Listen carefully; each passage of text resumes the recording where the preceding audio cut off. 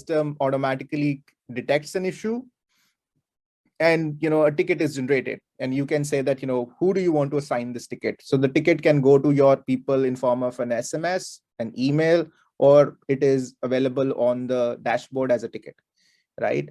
A senior person will get the ticket. They would assign based on their team. They can assign the ticket to a junior person who can actually go and fix that at the plant.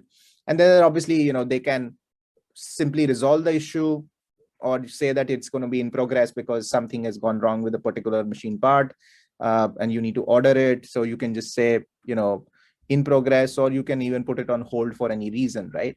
And once the ticket is closed, either you can just let it go through the workflow or check it whether it has correct or incorrect.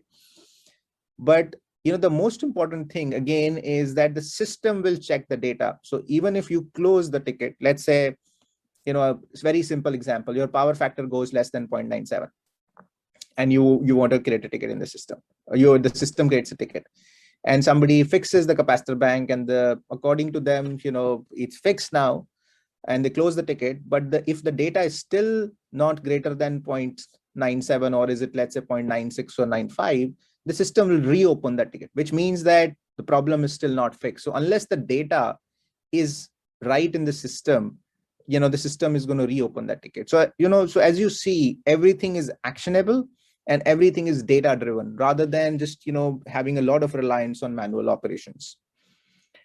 So that's how, the overall system is structured.